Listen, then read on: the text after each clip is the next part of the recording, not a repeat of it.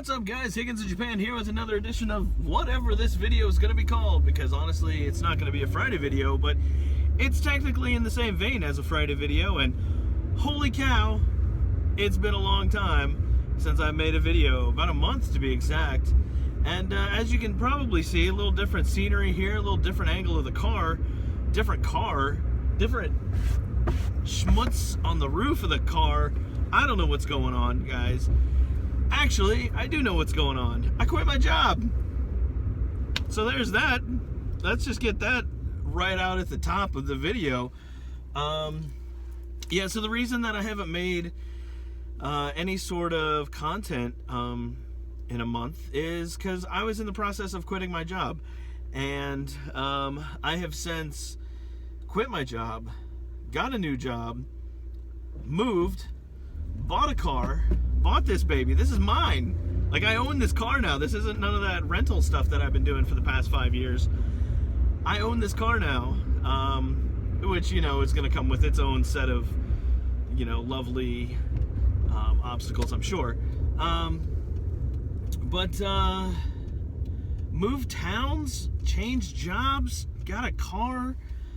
Like, man, so much has happened in a month, and I'm so glad that I can now finally kind of like share all that news with you guys publicly.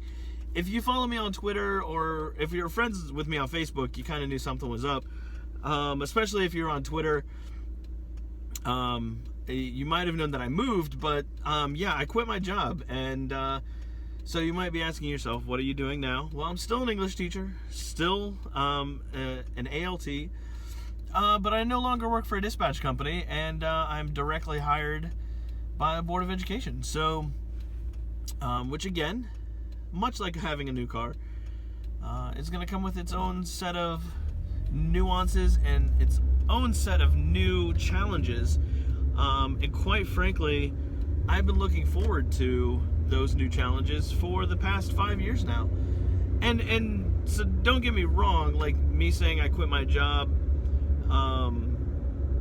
it's weird. It's a weird situation to quit, because so it's kind of can be a bit of a confusing thing, because as someone that works for a dispatch company, you don't work for the school that you work at. So while you go there every day, and while you teach there every day, and while you interact with students and interact with teachers, occasionally parents, you are technically not part of that school, in the sense that you don't really answer to that school. You don't work for that school or that Board of Education, for a matter of fact. You work for your dispatch company. And so that can be a confusing thing. That can be a thing that, like, people don't understand. Students particularly don't understand. Quick story, ironically, about a week, no, not even a week, a couple days before my last day of work, one of my students in class was asking me about my car, and I said, oh, it's a rental car, and he said, well, who do you rent it from? I said, well, I rent it through my company, and, you know, they rent it through, you know, the actual rental agency.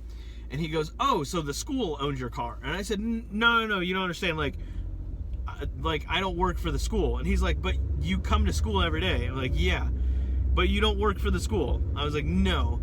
And he just kept getting more confused, to the point where I turned to the JTE and I was like, can you explain to him in Japanese, like, I don't work for the school. Like, while I show up at school and while I come to work here, I don't work for the school. So she had to explain to the student, like, how a dispatch company works. So long and short of it, I wasn't quitting the school. And, like, that's a very, that's a point that I really want to clarify. Zero problems with the school. Zero. Absolutely none. And it's heartbreaking, you know, to leave a school, especially someplace you've been for multiple years, where I had been. I'd been there for 2 years. I'd been there and had been a coach for the softball team for 2 years. I'd been, I'd done things at the school and helped out at the school and done things for the school. And so in no way am I like happy that I left that school. The town that I lived in, Yuki, was not a town that I wanted to move to be quite honest with you. I didn't want to move from Tokai, which is where I originally lived when I moved to Japan, and that wasn't my choice. And so I lived in Yuki for 2 years because that's where I was told that I had to live. But I ended up really loving the school and loving the town and everything. Like, it's a very small town, but ultimately, like, that was not my decision. That was not my choice to go there and to move there. And I think that that's something that definitely was one of the factors of why I quit. And I'm not going to go into all the details. I'm not going to make this video about how I quit my job and how the company I work for sucks, and I'm going to drag their name through the mud, and I'm going to say all this mean things about all these people. That's not who I am. Like, that's not constructive. That's not beneficial to anybody. Sure, it would be nice to talk crap on a bunch of people and name names and make these videos about, but if you've been around my channel at any length, you know that that's not the type of videos that I make. That's not the content that I do. I'm not even going to name the company I worked for because it's not worth it. Needless to say, I quit and I'm moving on. And but I'm not moving on from the school, right? Like, that's like, I want to like kind of put that job behind me, but that school, those memories, those students, the things that I did there, like, are always going to be good memories for me. But jobs don't always last forever, and sometimes when you think that they do last forever, you get complacent, or you get to the point where you don't let things bother you that should bother you, or you just kind of ignore things, and at some point you're like, no, like, enough is enough. Like, this is not where I'm happy. I'm not happy here. This is not what I want to do, right? Like, this is not in the position that I want to be. And who knows, like, where I live now and the job that I have now, it hasn't even started yet, technically. I mean, my contract has started, but I haven't, like, actually started going to work or, going to my school or anything like that. But, who knows with this place? I don't know if I'll be here for an X amount of time. But the fact that it's kind of my decision now as to how long I want to be here, and it's my decision as to where I want to go next, and my decision on where I move and what apartment I live in and all that kind of stuff, that's all my choice. And that made moving a whole lot easier. Like, when I moved 2 years ago, it was absolutely miserable. It was trying to find a place to live with no support, trying to find how to, like, there's a lot of things that go into moving when you're in Japan. There's a million things that you've got to do. You've got to, inform the Board of Education. You've got to inform the town that you're living in. You've got to, turn off all your utilities. You've got to, all this stuff that you have to do. And in my case, I had to do it all absolutely on my own. And luckily, I had help from friends that were willing to help me. And again, the same with this move. I had help from friends that took time out of their schedule and took time out of their busy day to help me with certain things to make sure that this move was successful and smooth. And yeah, I will say that this move was a lot better than the last one. Like, the fact that I got to choose the town and I got to choose the job and I got to choose everything, like, that makes a move a lot easier than the last one. But yeah, so what else? I quit my job and moved and had to find a new place to live, and had to find new grocery stores to shop at and new places to buy curtains, which is actually where I'm headed today. The place that I live in now doesn't have curtains, and so that's kind of a necessity if you're going to live in a place with windows, right? Yeah, so like it has the windows have like these they're kind of like storm windows, right? So during typhoon season or during the weekends, if you just want to close off all the windows and just get in like a room that's completely pitch black and sleep till noon, you can totally do that. But I want to get curtains because the problem is it is super dark in there, and during the school year I don't want to wake up at like noon and go, oh, it's still dark out, I'm good, and you know, show up a million hours late to work. Like, that would be terrible. So I do want to get some curtains so there is some light that comes into the room in the morning, so I kind of know what time it is. But yeah, so I moved, I quit my job, I found a new job, not in that order, obviously, but yeah, so I'm really excited. I'm in the wrong lane again, aren't I? Crap. So that's the part of like, okay, I'm just gonna go straight, screw it. That's the part of like living in a new town, is trying to figure out how to get around this place and how to navigate the roads and everything. But hey, that's the exciting part, right? Like getting to know your city and getting to know where you live. And I think this is where I want to turn up here. Actually, is this? No, this is not. But yeah, I mean, it's great getting to learn how to navigate through a new city.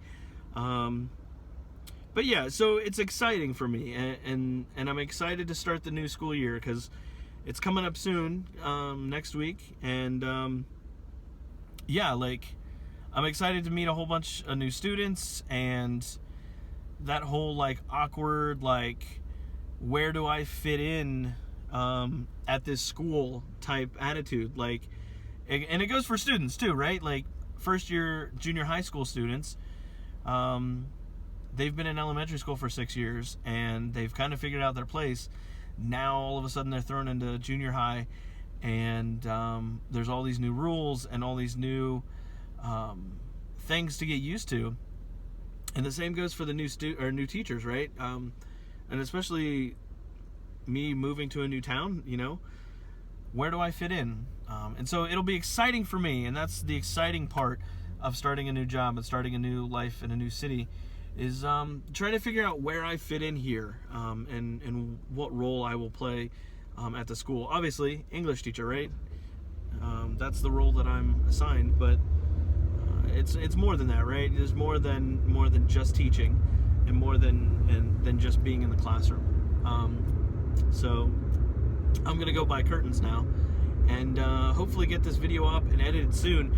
But I just wanted to say thank you at the end here. Thank you guys so much for sticking around the channel. There were actually like more subscriptions, or not more subscriptions, but there were like people that were subscribing to the channel even though I wasn't making content and videos. So thank you, and sorry that you subscribed to a channel that was on a bit of a break.